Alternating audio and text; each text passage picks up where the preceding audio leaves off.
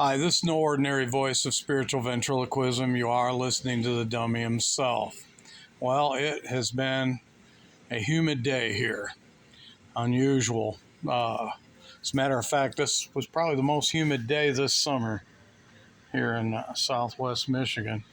It was in the high 50s at night, low 70s to 80 last couple of days. Today, it probably about 80, 83, 84, but with about 90% humidity. I can take them, just not every day. So, it's a good place. Anyway, I wanted to talk a little bit today about legal constructs. Um, you know, both real and imaginary. Now, we know that the Torah is a legal construct, real legal construct, certainly not imaginary. Just life itself will testify to the fact that the Torah is true.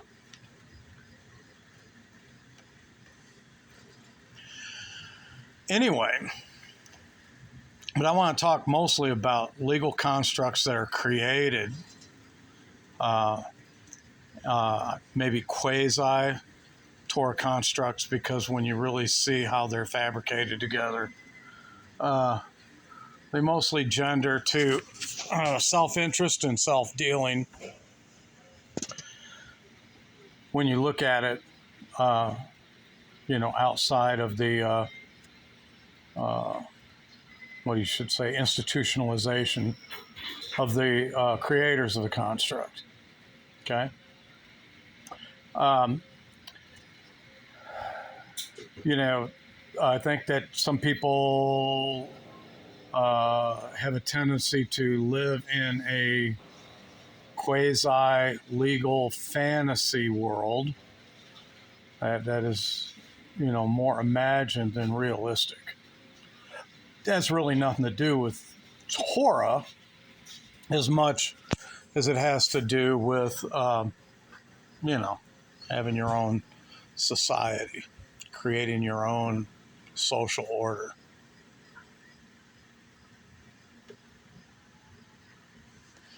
So, with that in mind, I want to talk about some of the things that I personally have experienced in these legal constructs that were fabricated or crafted by individuals or groups of individuals.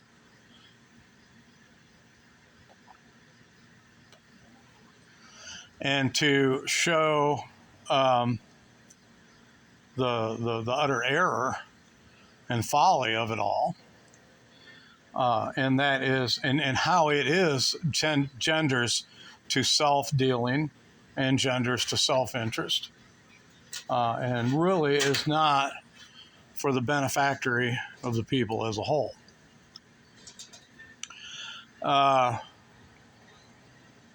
I'll give you an example. We're sovereigns, and everybody's familiar with the sovereign movement, and they believe that there is some type of constitutional right, real, but in today's construct is more imagined because that has been displaced. Now, you want to run down that path, be willing to spend time in the Iron Bar Hotel if necessary, for any length of time, then, by all means, I think you should, if that's the hill you're going to choose to die on, then I think you should do that, and be a martyr, because, the Most High always has use for martyrs. They are a commodity, by the way, whereas true leadership and intelligence is rare as fine gold these days.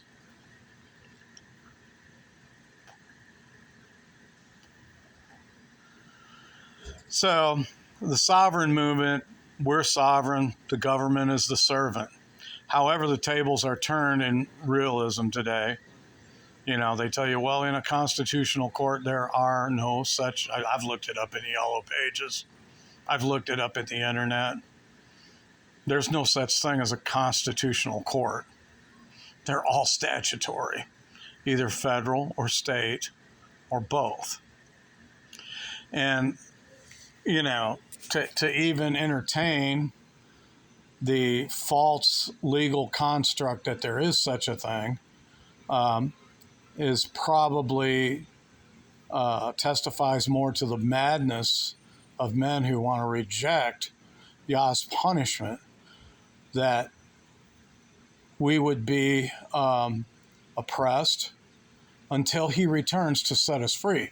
A lot of people want to set themselves free through their legal prowess and their knowledge about the real law. How'd that work out for you? Okay? I don't know anybody that didn't go to jail. I've known people who've gotten tased for contempt. And though I don't think they deserve to get tased, I think they were, in fact, in contempt. But the guy who's raking the money off of them for all the legal advice, who's not feeling the electricity, he then is not there, at least not there feeling it while, the electricity is running through your body. Bad legal advice.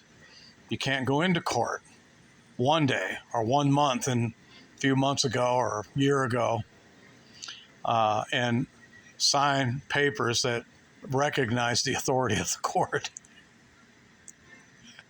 And then a year later decide you're not going to recognize the authority of the court. But this is the kind of lunacy and madness that people operate in today. So you might as well forget about this sovereign stuff because it doesn't work.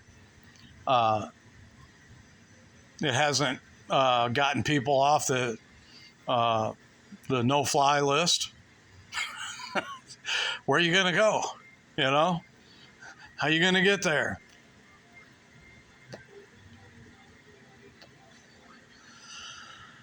So what I want to talk about is in these legal constructs that are created that are self-dealing and self-interest, they gender to centralized power, a top-down structure, an inverse pyramid structure, where the top is the biggest plane of existence, and the bottom is the point that's bearing all the pressure, and that's everybody else. So in these constructs, especially in these religious groups, quasi-cults, they are. I was in one for 25 years. I wasn't ashamed of it. I don't know why everybody else is, but I wasn't.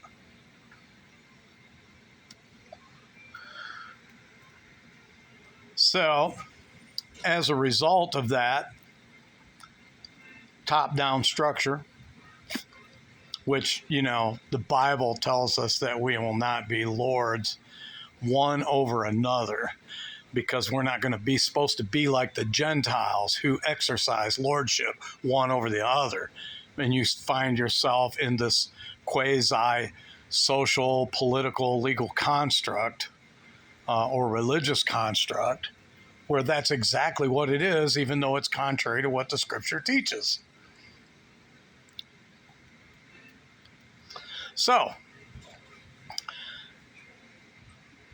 how would you know that you are in a self-dealing construct and you're not in on the game? You're not in on the hand, except as a serf or a slave forever in some cases. At least some would say forever, and they do. At least until Jesus comes. All right.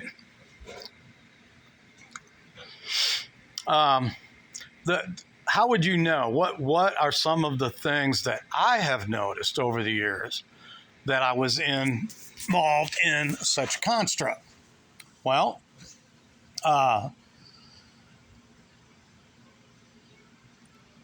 one of the things that I experienced personally was we were constantly told not to get a marriage license, okay? And for good reasons too, by the way. But there are also equally valid reasons why you should, okay? Because if you die, who are you going to leave your shit to? Well, they took care of that in that legal construct, because in that legal construct, no man has anything that he calls his own.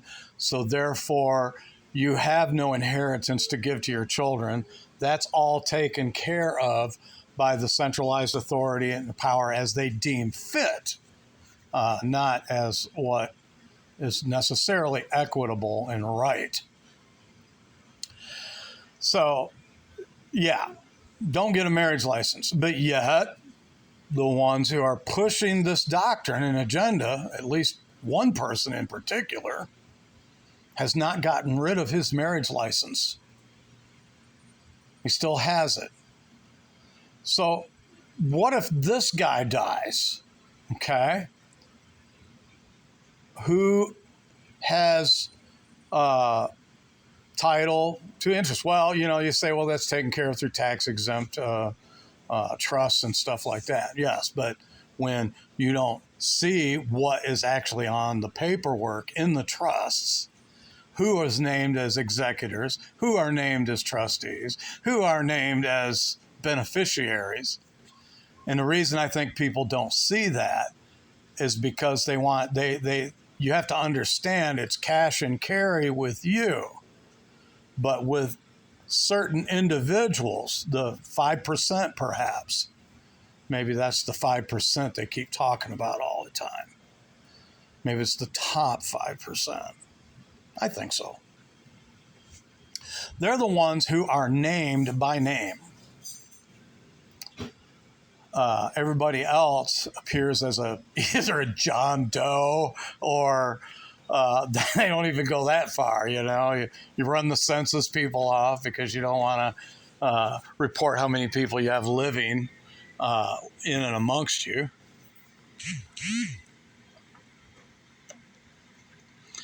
So don't get a marriage license. And there's plenty of reasons not to. I believe me, there are plenty of reasons not to get a marriage license. But when somebody tells you not to get a marriage license and they haven't divorced their wife, then something doesn't quite make sense. Another doctrine of which genders to centralized power, centralized control, absolute centralized power and control with no real accountability, except only to yahoos just so happen to have not really showed up much in the last 18 or 1900 years. So, they will tell you not to contract with the government because the government is run by Satan, and I have no reason to doubt or disbelieve that one bit, okay?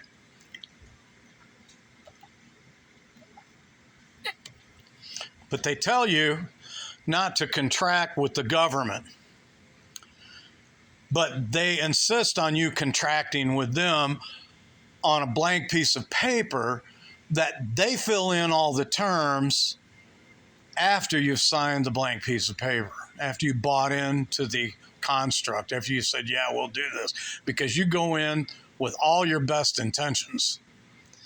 And then you find out later that you weren't really agreeing to certain things, things like if an accusation comes against you from a brother, you go to him and him alone. You don't go to the hot mic. You don't go to the internet, Facebook, or patron, okay? So you can, disclose the scandalizo to all the brethren. Yeah. Some concern. Yeah. And you got good reason to be concerned.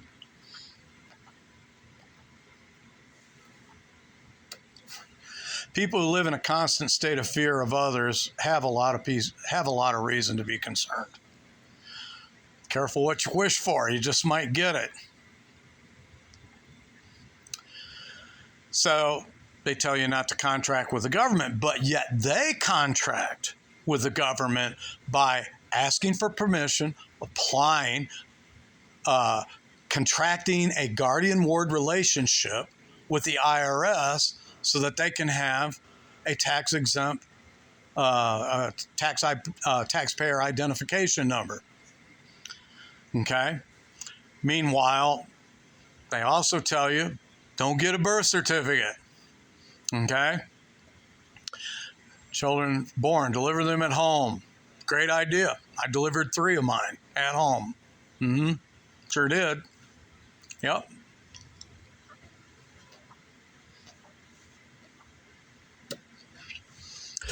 And so they tell you not to contract with the government, but yet they contract with the government. You see where this is going? Do you see the construct that's being created here? I would hope so. Because it is bent as shit. Okay? And I'm just going to let you know that right now. If you don't care enough about yourself, I'll care enough for you to tell you. Okay? All right.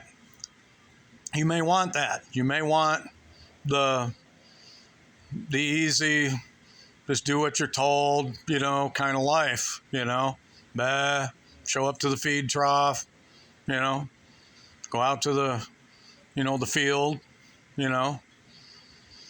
with the rest of the field Negroes, and go out there and labor.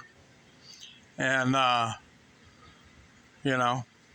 not a racial statement, it's just there, but, there are plenty of house Negroes too. You don't see them in the field too often. All right? I'm just using the old plantation master construct as a means of describing what's going on. And that's an easy life for some. No bills. You'll own nothing and be happy. See? Bitch about that, but you do the same thing. Do you see what I'm trying to show you here? Okay? I hope you people see what I'm trying to show you here. All right? So don't contract with the government. Don't get a birth certificate. Don't get a marriage license. And probably don't get a driver's license. That'll probably be the next thing that gets thrown on there. You don't get a driver's license either. Do you know what is common with all of that? I'll tell you what's common with all of that.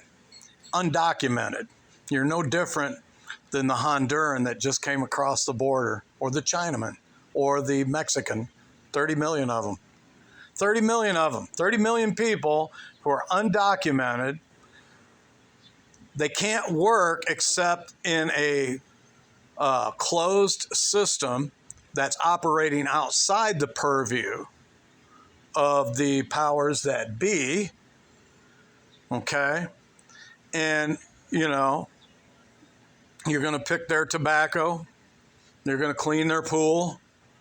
You're going to, polish their silver. And you're going to do all these kinds of things for not top industrial wage now, okay?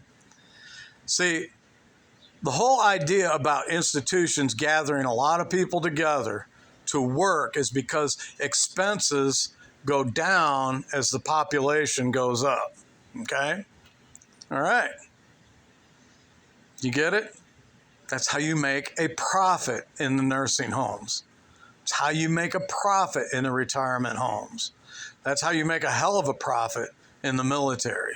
because you got all of these followers with rifles and doing your bidding, patrolling your opium fields, doing all your stuff while you're raking in millions and millions of dollars. Prisons, the prison for profit prisons operate under that same principle.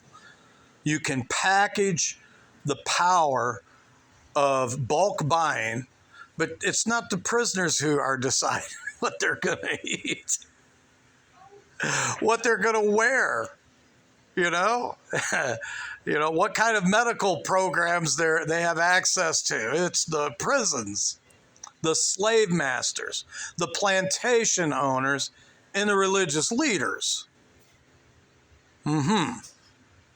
All things common. Is it? Are they? Okay. So, being that you now have an adult class that is detached, for the most part, from society, working,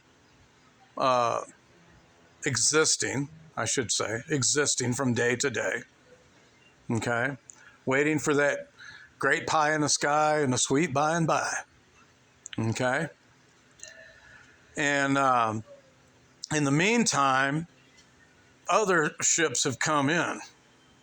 Yeah. Other pies have been delivered daily, monthly. Okay. It's probably the 5%.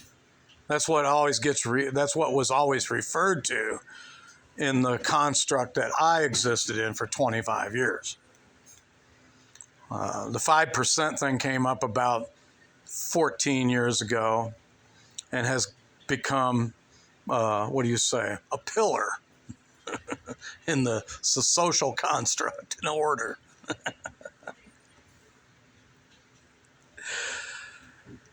Okay. So not only when you take that approach are you gendering yourself to serfdom, slavery, whatever you want to call it, okay? Servanthood, eternal servanthood, or at least temporal servanthood until you die. But you're also binding your children to that as well, okay? Children get ideas. Matter of fact, still to this day, there's only one grown person that has graduated from school and is still in that construct I came out of. And this is my oldest son. Everybody else's children have kicked the traces at least once. Now, one of them has come back. One of them partly, one of them full time. So, we're talking about the prodigal situation here, of course. Okay. Or maybe it has something to do with the draft or something. I don't know. But anyway, doesn't really matter. But the fact is, that's not a very good track record. Now, fortunately, all of these children were documented, okay, because they, came before the institutionalization of no birth certificates, okay? I'm sure that the 5%'s children have passports or are getting them, so they have some form of documentation. So in other words, if you are going to save your child, whether he likes it or not, you're going to make sure that older son in the prodigal son story stays with you and he has no other choice. Choice is always very important. Anytime you remove choice, you remove the ability for someone to serve freely. Nobody forces people to work at Bradford White or General Motors forever. It's at-will employment for the most part, okay? You can leave anytime you want, okay? But the problem is you can't leave if you don't have any documentation. You can't get a bank account. You can't get a driver's license. You can't get a passport and move to another country where these things aren't so important or all important. There's a lot of things that you can't do. I can't imagine anything to strip away the identity of the individual and make them a nameless, faceless minion. Without name, without title, without property or land, lost in this world. And we're really setting our children up to become movie stars. And I say that in the mild way, or some type of white slave out there in the world who's going to be extorted, exploited, and he can't ever have the possibility of exercising his identity or his manliness or his own patriarchy. It's amazing how patriarchy only really means something to the few, the 5%. Those are the patriarchs, okay? The ones at the top, the ones who control the factors of production and economy. Those are the ones who are storing up big, big barns. Now, they say they have a plan. I believe they do. I believe in all sincerity they do have a plan. But I also believe that through the years of practice, that plan can get altered significantly and never become or never materialize. Not only that, we know that that particular construct is dwelling in parallel to another construct, that legal construct that has all the guns and the bullets and the weapons and the people with it. Okay? What guarantees are there that you're not going to cease to exist as a construct? And now all of these people are disenfranchised and they become refugees in the world, and with no benefit or no backing or no preparation from you, because you want to be like the Amish. Well, why don't you just become Amish then? You know, call yourself Amish Israel. Okay?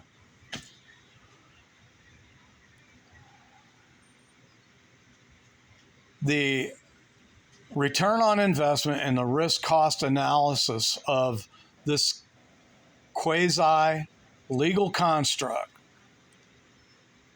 that genders to serve the few and not the many, only for even the white plantation masters gave their slaves a shack to live in. They bought them clothes.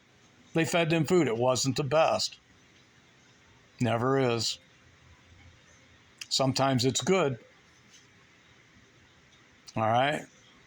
But that's the limitations of them. And you've gotten them reduced down to chattel status as far as you can get them, to where they're not even identifiable at some junctures apart from everyone else. And this doesn't apply to the hangers around. This doesn't apply to the people who have somehow managed, unless they're following the doctrines out there on the street, being attached to this legal construct, and they're doing things the way the people do inside this imaginary bubble that they have created for themselves to live in parallel to a real world system with real world assets The 5% have real world assets. Okay? So they don't differ anything from the people they tell you not to be like. Okay? Not in real practice and living. Okay?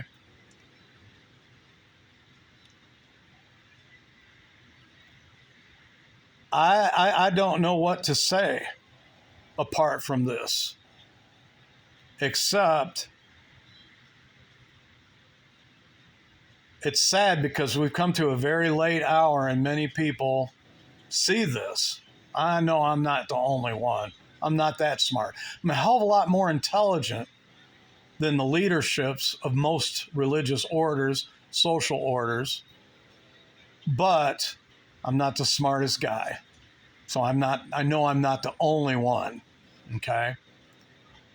Beware of gifts because they bind men. Gifts, positions, appointments to the court. That's probably the 5%. Okay? And it's amazing. And it's true, everybody can vote with their feet, but what is the cost going to be? The cost could be swallowing your pride, eating crow, saying something as simple as, I was wrong, I misjudged this, and I basically was rather cavalier and foolish in my dedication.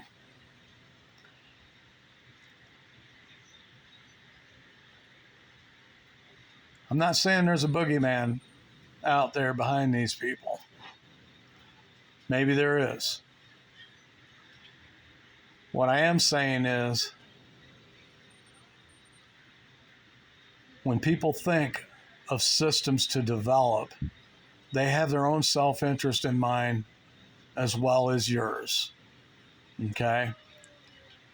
Both real or imagined. So, I hope I said something. I really do. I hope I said something to invoke sobriety and free thinking in people's minds where they can evaluate where they are at, where they are going, who they are, their identity personally, and how does it differ from anyone else who has a job, loves their families, comes home, etc. And that's all I have to say today. Hope somebody hears it. Shalom.